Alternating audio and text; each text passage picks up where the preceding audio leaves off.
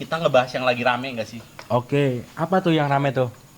Ceramah terkait menyindir-nyindir ke arah-arah politik gitu di masjid, Pak. Oke. Waduh. Apa kita ceritain kronologi dulu kali ya? Boleh. Apa Oke. nih cerita logonya nih biar Jadi semua tahu nih. kemarin salah satu politisi Anies Baswedan lah kita sebut aja namanya. Dia mengisi ceramah di Masjid UGM. Oke. Ceramah taraweh. Nah, dia tuh membahas tentang pendidikan, tapi memang ketika membahas pendidikan tapi pasti nyenggol-nyenggol ke arah politik lah ya. Pasti. Pastilah. Karena politik itu segala hal tuh sangkut paut, Pak. Oke. Nah, di situ tuh ada yang nyindir, Pak. Di Twitter tuh sempet rame, Pak. Waduh, siapa tuh yang nyindir tuh? Wih, harus nyebut banget nih yang itu. Siapa tuh? Pokoknya ada kayak band gitu, Pak. Kayak band. Raja gitu lah. Oh, Nah, ngerti tuh, Pak. Nah. yang Kasela berarti. Kasela, yang Kasela. Oke. Emang mukanya agak mirip. Nah, jadi yang pengen kita bahas tuh sebenarnya boleh gak sih? Atau gimana sih sikap mas-mas di sini nih? Waduh, sikap. Hashtag sikap nih berarti. Yoi, Pak. Sikap, Pak. Tentang pembahasan menjurus ke politik di dalam masjid. Oke. Monggo, silakan nih. Maju dulu aja. Santai aja gitu, Mas. Waduh. Santai aja ini. Santai. Aku dari tadi silo ya bos gitu. Oh ya, Mas. Silau. Sila. Silau, Karisma Bahari. Karisma Bahari nih. Ya, betul. Jadi sebenarnya gini ya. Ini sebenarnya pembahasan yang selalu berulang-ulang ya tiap Ramadan Tiap sebenarnya. Ramadan, Pak. Tiap Ramadan itu selalu ada pembahasan mengenai bolehkah masjid nih yang kita tahu bahwa masjid ini sebagai tempat ibadah ya gitu kan. Betul. Itu digunakan untuk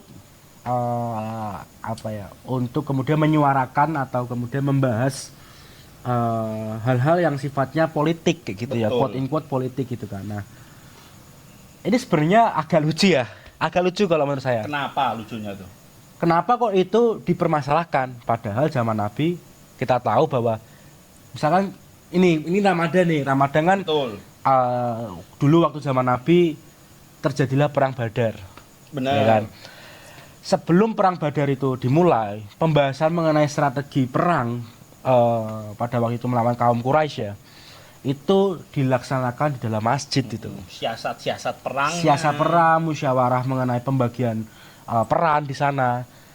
Nah, sebenarnya secara giroh ya masjid ini memang boleh digunakan untuk sebagai tempat politik. Betul. Orang zaman Nabi melakukan hal tersebut gitu loh. Betul. Mungkin orang yang nyindir itu merasa iri karena nggak diundang. Waduh. Merasa nggak diundang karena mungkin nggak punya kapasitas untuk itu. Betul. Siapa itu namanya?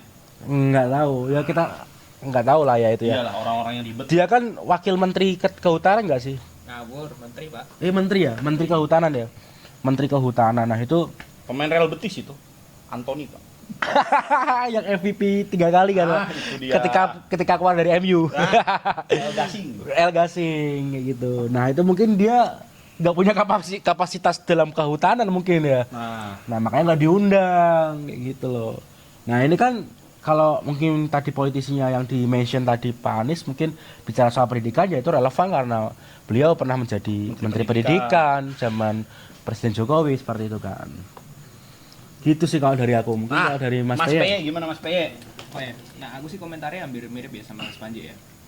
Perihal masjid ini ya. Masjid itu kan memang pada dasarnya ini pusat dari peradaban ya kalau saya Wih, lihat. betul. Pusat Iya, peradaban. pusat dari peradaban. Jadi kita ngomongin masjid ini ya bukan hanya masalah sholat, kalau bisa ya masjid ini jadi tempat pertama, tempat utama kalau ada masalah-masalah sosial atau apapun ya itu jadi tempat lah, tempat untuk diskusi, tempat untuk apapun tuh wajar-wajar aja gitu. Karena ya harapannya masjid jadi solusi untuk umat gitu loh. Betul. Kita berangkatnya dari masjid. Jadi sholat hasil akhir dari itu kan juga bukan hanya habu minallah ya, ya habu minannas juga di situ. Betul. Semua dibahas di sana nggak masalah. Jadi polemik ini sebenarnya apa sih yang dia ini Pak ditweetkan itu?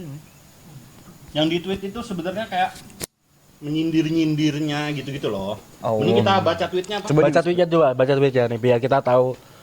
Sebenarnya aku tahu ya konteksnya gimana, cuman Monggo lah Mas, ini coba agak di scroll dulu soalnya ini. Aku sih paham sih, mesti membahas, wah kok di masjid harusnya untuk ibadah kok malah untuk tempat politik ya, untuk ini ya. Cuma ya balik lagi ini loh, kalau kita ngomongin masjid sebagai pusat dari peradaban, harusnya bahkan masalah-masalah tetangga kita yang masih lapar ya dibahas di masjid mungkin ya gitu. Nah, gitu. itu betul. Nggak masalah. Seharusnya masjid ini sebagai solusi utama, bahkan kita bicara soal keadilan, bicara soal kesejahteraan masyarakat itu ya harusnya dibahas di masjid kayak gitu loh. Nah, ini kita bacain dulu tweetnya ya. Masjid tempat ibadah, emot silang. Masjid tempat sindir politik, emot checklist. Ceramah penuh sindiran dari Anies Baswedan di Masjid Kampus UGM. Nah, itu persisnya tweetnya. Tapi kalau kita ngomongin ibadah nih Pak, ibadah itu kan ada dua ya, ibadah mahdoh sama ghairu mahdoh nih. Anjay, seagamis ini Boy. Enggak ada, maksudnya gini Pak, kalau kita ngomongin urusan dengan Gusti Allah ya, dengan pangeran itu, yo kita bicara fikih, kita ngomongin hal-hal yang sifatnya vertikal nih. Nah kalau yang ngomongin horizontalnya itu harusnya juga bagian dari ibadah gitu Pak. Kita memikirkan masyarakat, bagaimana masyarakat ini bisa menjadi sejahtera, bisa berkeadilan kita semuanya, yaitu ya bagian dari beribadah ini loh. Bahkan ada satu hadis ya, ketika kita makan yang dilarang itu sebenarnya pernah dibahas ketika sekalian sama bahas musik loh. Yang dimaksud dengan haramnya musik itu bukan musiknya itu Pak, tapi ketika sendok dan garpu kita berbunyi tapi tetangga kita ada yang kelaparan, itu juga menjadi jadi concern juga di agama itu loh. Artinya kalau kita ngomongin masjid untuk gerakan-gerakan seperti itu, ya why not Pak? Karena itu ngomongin umat Pak. Betul. Gitu. Jadi sebenarnya ya harusnya tidak usah ada setiap tahun dipermasalahkan lagi nggak sih? Iya, memang perlu kita harus tahu lah tujuan utama masjid itu seperti apa gitu loh. Kita harus kembali ke situ dulu sih. Mungkin masyarakat juga agak blind ya soal tujuan utama masjid gitu loh. Bahkan banyak ya aku menemukan ya masjid-masjid itu bahkan untuk tidur aja nggak boleh. Wah, itu juga ada Pak. Ada kan, banyak kan. Anak kecil dilarang masuk. Anak kecil. Nah, terus habis itu setelah jam 10 Gusti Allah prei kan, karena ditutup Pak. Aneh. Dikunci. Harusnya kalau kita ngomongin ibadah ya Gusti Allah 24 jam kan. 24 jam. Gusti Allah nggak pernah libur gitu loh. Betul. Mangsamu setu prei kan ya aneh. Ya apalagi hal-hal seperti ini kan harusnya bukan jadi isu lah harusnya gitu. Harusnya nggak jadi isu gitu loh. Makanya itu. Aku sempat lihat video Pak di TikTok Pak. Ada satu masjid di daerah Sukabumi apa ya? Ya. Jadi dia tuh masjid itu benar-benar menjadi sarana untuk masyarakat tuh bersosialisasi Pak. Karena di situ ada pembagian kopi gratis. Jadi itu jadi tempat nongkrong juga Pak. Jadi tempat bersosialisasi. Nah kan itu salah satu fungsi masjid tuh harusnya seperti itu Pak. Betul. Bukan hanya yang dibuka ketika ibadah, ketika azan, setelah sholat, dikunci lagi. Dikunci, bahkan kamar mandi gak jadi pakai. Itu ada juga tuh. Itu kan agak sedikit aneh ya. Yang paling lucu tuh juga anak kecil dilarang masuk. Kan pernah dengar ya istilah kita. Jadi kayak sih ini kan pusat dari peradaban ya, anak-anak itu kan nantinya akan menjadi generasi penerus, nantinya akan yang ngisi masjid soft ketika soft depan orang tua ini masuk kuburan kan ya. Ya ini kan mereka generasi penerusnya gitu. Makanya jangan kaget ketika nanti masjid-masjid itu kosong Pak. Kalau sejak kecil mereka tidak dibiasakan untuk masjid. Bahkan sampai dilarang gitu untuk ke masjid. Malah perintah Nabi udah jelas ya bahwa kita harus sebagai umat muslim memakmurkan, meramaikan masjid itu sendiri gitu loh. Dan mungkin Mas yang tadi menyindir Pak Anies ya mungkin ya itu Pak Menteri Kehutanan lah. Pak Menteri Kehutanan ini mungkin perlu belajar kembali ya soal agama gitu kan. Bahkan belajar soal sejarah kenabian gitu kan. Zaman Nabi seperti apa. Ada 3 perang yang kemudian di Masjid Nabawi menjadi pusat komandonya gitu. Ada perang Badar, perang Khandaq, terus kemudian ada perang Uhud kayak gitu kan. Dan ini menjadi konsep kita bersama bahwa kita sebagai umat muslim ya sudah seharusnya dan sewajibnya untuk kemudian bisa memakmurkan masjid dan menjadikan masjid sebagai pusat peradaban itu sendiri kayak gitu. Betul. Saya rasa banyak juga sih contoh masjid-masjid yang oke lah ya, dia punya concern ke isu-isu sosial, terus punya concern ke isu-isu petani, bahkan kalau pernah dengar di mana? Nurul Asri itu ya, ketika harga kol turun. Di mana tuh Nurul Asri biar teman-teman di Jogja. Di Deresan. Itu cukup oke ya, ketika harga sayur di Magelang itu anjlok, mereka menampung dengan harga normal. Betul. Terus habis itu dijual pada jamaahnya lah. Ya. Ini kan sebenarnya kan wujud kepedulian ketika masyarakat hadir ya. Artinya secara demokrasi ya masyarakat terus serta untuk berpartisipasi untuk kesejahteraan masyarakat secara umum juga itu. Betul. Nah, kalau ini bisa kita duplikasi atau kita bisa bagi umat muslim nih masuk ke masjid, kita memikirkan masyarakat yang ada di sekitar masjid. Nah, artinya mungkin bisa jadi satu gerakan politik baru, atau bukan gerakan politik ya, gerakan kesejahteraan baru ya mungkin ya untuk kedepannya gitu. Jangan malah menjadi lah kok di sana bahas isu seperti ini, harusnya ngomongin tentang ibadah aja. Nggak seperti itu sebenarnya konsepnya gitu loh. Nah, nanti makanya mungkin dengan cara-cara seperti itu, dengan gerakan-gerakan tadi, Islam yang rahmatan lil alamin itu bisa tercapai gitu. Betul sekali. Itu kan baru hal yang kecil ya tadi. Harusnya kalau misalnya di masjid jadi tempat diskusi pun juga nggak masalah. Di Jogja juga ada satu masjid yang biasanya hanya ngomongin tentang agama. Itu ada satu masjid yang bahas tentang filsafat juga. Oh, oke. Ini nah, hal-hal seperti itu kan Masjid Jenderal Sudirman ya? Jenderal Sudirman. Di Kolombo. Dr. Fahruddin Faiz itu. Itu juga bagus sebenarnya ketika masjid ini menjadi sarana pendidikan alternatif mungkin ke depannya itu. Ketika negara tidak bisa hadir dalam tanda kutip untuk mendirikan fasilitasi tempat public space untuk diskursus. Nah, masjid ini bisa hadir nih sebagai tempat untuk akhirnya menjadi alternatif diskursus baru untuk orang berdiskusi di situ gitu loh. Betul. Ini banyak contoh lah harusnya malah menurutku para pemimpin atau para yang ada di atas itu atau siapapun itu malah justru berterima kasih akhirnya masjid ini menjadi tempat yang makmur, karena bukan hanya bisa menjadi banyak hal untuk menjawab persoalan-persoalan sosial mungkin ke depannya gitu. Betul. Nah, tapi balik lagi nih tentang pembahasan sindir menyindir tadi di masjid ini, tentang pembahasan masjid tadi, apakah ada batasan-batasan tertentu yang kita tidak boleh omongin di masjid? Misalkan kita mengkampanyekan seseorang dan lain-lain, itu apakah boleh atau tidak? Batasan-batasannya ada apa tidak untuk di masjid? Sebenarnya banyak sih istilahnya adab-adab di masjid ya. Cuma saya nggak hafal yang memang dilarang itu, kalau nggak salah berniaga mungkin sebenarnya. Cuma kalau untuk masalah yang seperti ini, karena ini isu umat ya, tidak jadi masalah. Itu hal-hal yang sifatnya untuk kemaslahatan umat harusnya nggak menjadi problem lah. Gitu. Ya mungkin hal-hal yang kemudian dilarang kepada umat muslim ya itu tidak boleh dilakukan di masjid mungkin, kayak misalkan mencuri seperti itulah mungkin. Maksudnya adalah ketika batasan-batasan dari topik yang dibicarakan di masjid. Bukan batasan dari perilakunya, tapi topik-topik yang dibicarakan di dalam masjid itu. Apakah misalkan, kan boleh nih ketika kita membahas politik secara umum, nilai-nilai kita dalam berpolitik seperti apa, tapi apakah boleh juga untuk membahas tentang misalkan ketidaksukaan dengan seorang politisi dan lain-lain? Kalau itu mungkin bagiku itu di ranah etis ya sebenarnya. Ya. Di ranah etis secara politik, apakah itu etis atau tidak gitu kan, untuk kemudian dibahas dalam masjid kayak gitu kan. Dan menurutku pribadi sebenarnya ya, kalau menurutku pribadi aku tidak tahu ya apakah kemudian agama Islam mengatur hal tersebut sampai serigid itu gitu kan. Tetapi beberapa kali juga ketika pemilihan sahabat-sahabat Nabi untuk kemudian menjadi pemimpin gitu kan, itu juga dipilihnya musyawarahnya melalui masjid gitu loh.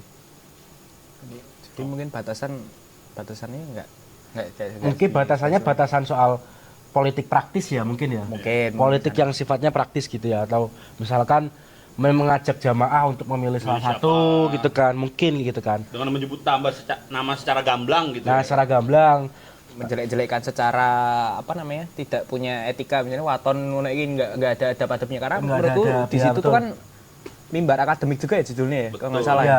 Bukan hanya sekedar public lecture bahkan di situ ngono lho. Ya, secara fikih sih harusnya astagfirullah nggak tahu ya sebenarnya. Secara fikih mungkin aman-aman aja ya. Aman-aman aja sebenarnya kalau mungkin itu jadi diskusi lebih lanjut kalau fikihnya itu seperti apa. Kalau asalkan secara fikih nggak melanggar pakam-pakam syariat, ya why not? Malah justru itu kan sebenarnya tempat untuk diskursus yang baik ya. Gitu sih. Nah, ada lagi nggak nih yang mau dibahas nih sebelum kita tutup nih? Apa ya? Ada lagi nggak? apa ya? Sebelum aku nyemet rokok lagi. Ini emang ini sih, maksudnya Mungkin isu-isu terkini lain juga boleh nggak dibahas juga, atau selain masjid, topik Ramadan. topik Ramadan sebenarnya ya sebenarnya banyak contoh ya kalau Ramadan itu hal-hal yang baik yang bisa kita contoh gitu kan untuk teman-teman yang kemudian menonton. Misalkan soal tadi ya soal masjid ya posisi masjid terhadap umat kayak gitu kan, dan ada beberapa permasalahan sebenarnya, misalkan masjid yang dibangun secara megah gitu kan, ketika masyarakat di samping-samping masjid ini Iya gitu. Ya. Benar. ya kan mungkin melayang. ya Fenomenanya seperti itu ya sekarang. mungkin teralienasi terhadap masyarakat yang lain gitu kan, jadi second citizenship gitu ya di daerahnya masing-masing gitu kan. Jadi itu juga jadi satu concern kita bersama ya, bahwa mungkin Ramadan ini jadi momen refleksi kita ya, bagaimana kita sebagai umat muslim menyikapi hablum minanas, hablum minallah, dan hablum minalam gitu kan, bahwa kita juga harus tahu kita nggak cuma concern terhadap ibadah kita, tapi juga kita concern terhadap kesejahteraan sosial di sekitar kita juga concern terhadap lingkungan dan perubahan iklim yang kemudian terjadi akhir-akhir ini gitu. Ya, karena menurutku sih salah satu refleksi Ramadan ini kan yang jadi ibadah salah satunya kan zakat nih Pak ya. Betul. Itu ketika kita melihat apa namanya intisari dari zakat ini kan bagaimana masyarakat untuk memikirkan sekitarnya juga nih. Nah kalau misalnya masjid itu memang bisa hadir dalam konsep yang seperti itu, bisa dibudayakan mungkin seperti itu ya. Makanya masyarakat akhirnya saling membantu untuk memikirkan tetangganya lah ibaratnya gitu. Betul. Kan itu bagian dari ibadah-ibadah yang jarang dibahas ya, selain sholat ya. Mungkin kita memikirkan tonggomu itu piye karena setiap orang kan setiap rumah tuh punya tanggung jawab 40 rumah ke depan, ke belakang, kanan kiri juga kan. Ya. Nah, ini kan juga bagian dari ibadah nih, refleksi ibadah nih. Refleksi dari beragama juga seperti itu gitu. Betul. Kalau masjid benar-benar bisa seperti itu ya keren banget ya, Pak. Itulah masjid-masjid yang harus kita contoh ya. Benar. Masjid yang bisa memberikan kesejahteraan bagi warga-warga di sekitar situ gitu loh. Ya. Nah, kalau di Jogja itu banyak ya sebenarnya. Contoh Jogarian. Jogokarian ya, itu yang sangat terkenal mungkin ya buat teman-teman. Jogokarian kan juga sering ya dijadikan tempat diskusi ya. Betul. Bahkan kemarin itu kan biasanya ya penceramah itu kan yang diundang itu orang-orang yang ahli kitab, ahli fikih ataupun ahli hadis macam itu. Tapi kemarin ini Jogokarian coba untuk mengundang orang-orang yang mungkin tidak pernah terbenak dalam diri kita ya, bahwa orang ini akan diundang, yaitu komedian gitu kan, Muktianto, dan salah satu pebisnis ya di Jogja yang cukup terkenal yaitu Dr. Tirta gitu kan. Hari ini Kunto Aji malah. Hari ini malah Kunto Aji gitu kan. Keren Yang kemudian akan ini ya, kolaborasi ya. Karo Mas Wowo iya apa namanya? Hadro ya. Yo Yogyakarta Hadro. Mas Wowo dan kawan-kawan. Nah, itu perlu dicontoh teman-teman semua. Jadi mungkin kalau teman-teman jadi marbot masjid dari ini atau takmir masjid, mungkin bisa mencontoh ke Jogokarian ya sebagai salah satu pionir masjid yang kemudian mencoba untuk mengembalikan giroh masjid lagi gitu kan, sebagai pusat peradaban itu sendiri gitu kan. Terus tadi juga ada Masjid Nurul Asri ya. Betul. Yang aku cukup kagum sih dengan konsep tadi tuh Nurul Asri itu, dan beberapa teman-teman juga ada yang jadi pengurus ya di masjid itu sendiri gitu kan. Dan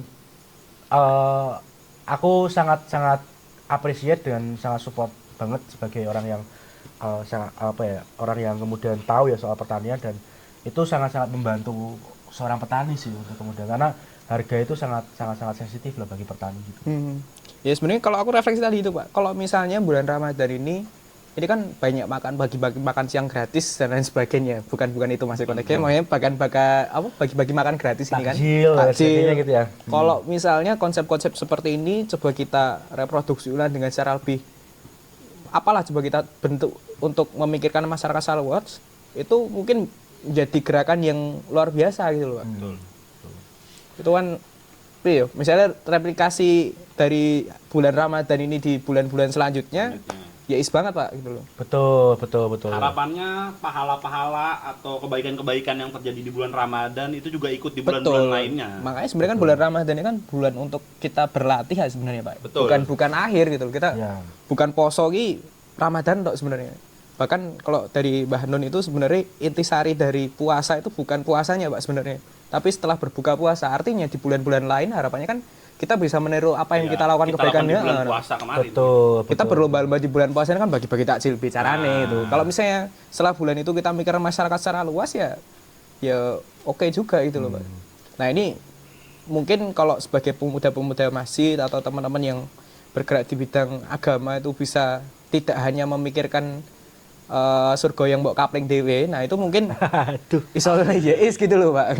Betul. Jangan sampai uang zakat tuh hanya untuk Astagfirullah. Mengestetikakan masjid aja gitu loh. Bangun gapura yang besar, membangun tempat bangun macam-macam lah biasanya gitu kan. Uang-uang zakat ini atau sedekah ini hanya untuk digunakan sebagai mengestetikakan masjid aja.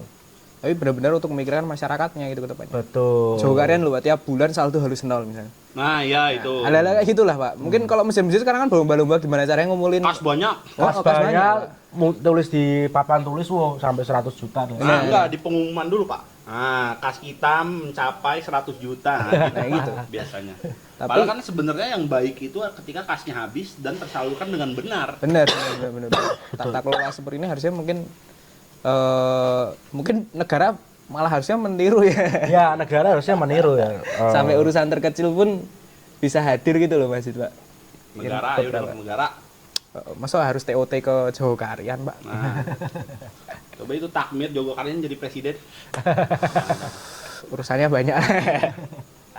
Kompleks lah. Nah, Oke, mungkin itu. sesi Ramadan cukup sampai situ dulu kali ya. Yes. Menarik banget sebenarnya pembahasannya sebenarnya. Nanti kita akan lanjut di episode-episode selanjutnya. Sampai jumpa di lain waktu, teman-teman. YU. Thank you. Dadah dulu dong. Hell House.